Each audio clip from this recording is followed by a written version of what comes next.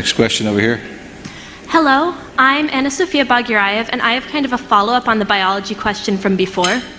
It is one thing to say, obviously it's not going to be a safe experience to go to Mars, but there are some technologies essential, especially if we're looking to putting humans there permanently, that are going to have to be developed with biological capabilities. Speaking of like flight suits, habitats, eventual artificial biospheres for people to live in, do you see your company playing a part in the development of those technologies? Do you see biology having a place in SpaceX's work, or will that be outsourced to other unrelated companies? And before you answer, you should know that Anna Sophia over here won a Genes in Space competition and flew on a SpaceX Dragon. Anna Sophia was at SpaceX 10? When was that? 8. SpaceX 8. So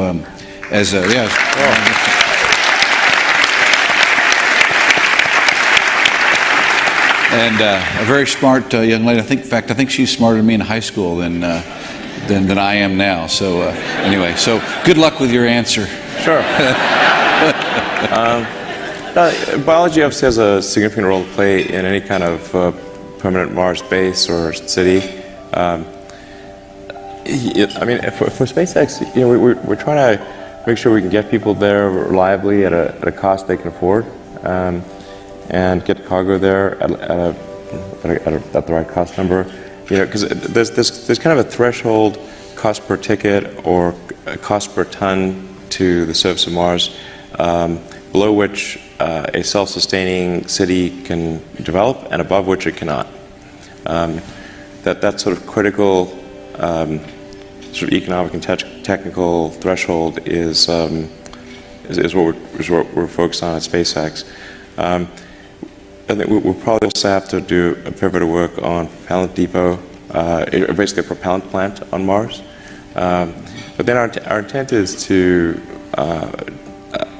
we don't want to get in the way of what others are doing. Like, we want to make sure that, let's say if somebody makes an investment and wants to do something on Mars, create a business or do some scientific endeavor, that SpaceX does not compete with them, because they need to feel like, okay, we're not going to just go in and compete with them arbitrarily.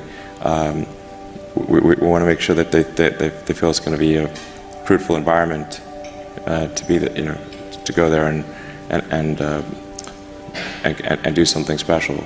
So our focus is going to be on transport, kind of fundamental utilities, survivability, and we'll do more if we need to do more. But we want to make sure that lots of people can go and do all sorts of things on Mars or the Moon, and not feel like SpaceX is going to do anything but try to help them. We don't want to interfere or compete. They're going to feel like the opportunity is there.